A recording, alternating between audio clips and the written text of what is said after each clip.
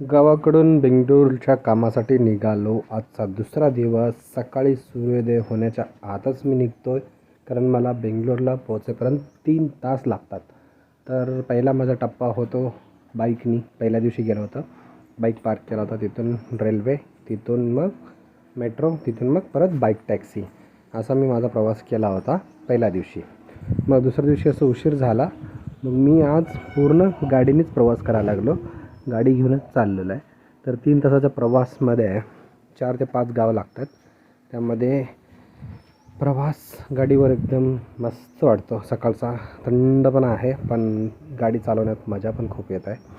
तर सकाळी सूर्योदयाच्या आत मी निघालो आहे. सूर्य उगवत आहे. एक गाव क्रॉस केल्यानंतर सूर्य उगवत आहे.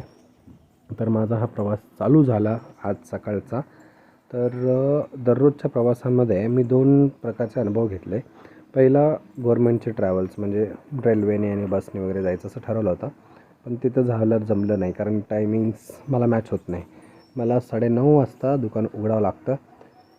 दुकानाच्या टायमिंगच्या 10 मिनटं अगोदर दुकानात राहावं लागतं. तर त्यासाठी आज उशीर झाला, म्हणून 6:30 वाजता दुकानातनं म्हणजे गाडी घेऊन निघालो दुकानाकडं. तर योग्य जायचं प्रवास. त्यामध्ये आता प्रवास चालू आहे. बघा, सूर्य हळूहळू उगवत आहे. पक्ष्यांचा किलकिलाट पण चालू आहे.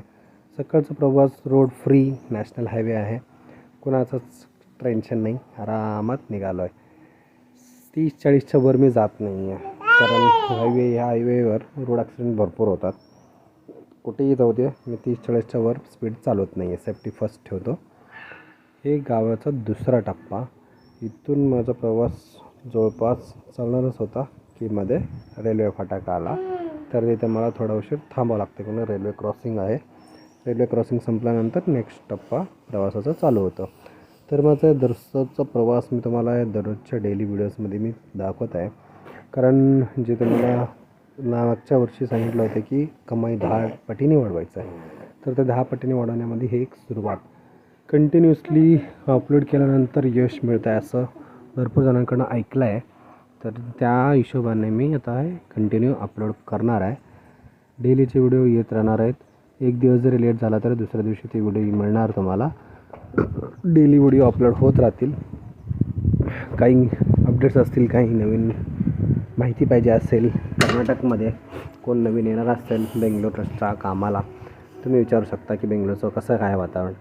हे एक मस्त क्षण म्हणतो, अति सुंदर असं दृश्य. साईडला सगळे डोंगर आहेत, 4-5 डोंगर साईडला, मध्ये रोड, थंड वातावरण, एकदम मस्त वाटतं आहे. रोडवर ट्रॅफिक नाही आहे, कुठलाच टेन्शन नाही. जसं तुम्ही रोड बघता, पूर्ण रोड रिकाम, निवांत प्रवास चालू होतो. सकाळचा प्रवास तर काही टेन्शनच नाही आहे, आणि संध्याकाळसुद्धा पण रिकामच असतं. मी जे ट्रॅफिकचा टाईम आहे त्या ट्रॅफिकच्या टायमाच्या अगोदर मी चालू करतो. आलो मी माझ्या डेस्टिनेशनला. हे माझी स्टोर आहे, मीच उघडतो. आल्यानंतर स्टोर ओपन केला. हाऊसकीपिंग आतमध्ये त्यांचं काम चालू झालेलं आहे. काम संपल्यानंतर परत रिटर्न निघायचं संध्याकाळी. संध्याकाळचा प्रवास चालू होणार आहे 7:30 वाजता. तेव्हा परत सूर्य मावळलेला असतो. माझा प्रवास बघा कसा चालू होतो. सकाळी सूर्य उगवायच्या आत निघतो, संध्याकाळी सूर्य उगवल्यानंतर म्हणजे सूर्य मावळल्यानंतर मी प्रवास चालू करतो. सिटीमधून बाहेर येऊस तर 1 तास लागला.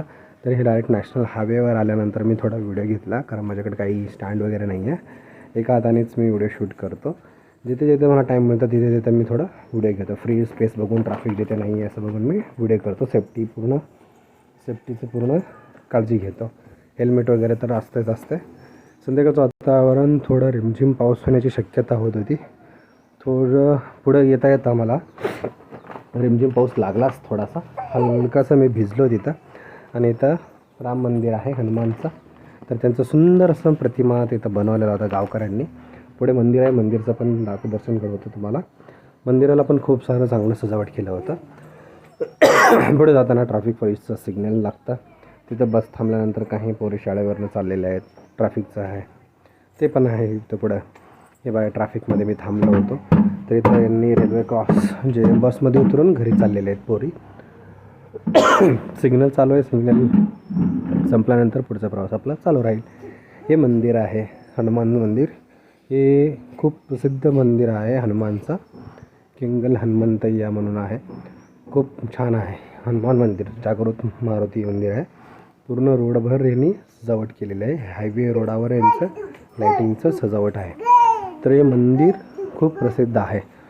फॉरेनर लोकंसुद्धा ह्या मंदिराला दर्शन घेण्यासाठी येतात. एवढं प्रसिद्ध हे मंदिर आहे. आजचा हे ब्लॉग माझा संपला. Tata bye bye. उद्याच्या दुसऱ्या नवीन ब्लॉगमध्ये पुन्हा भेटू.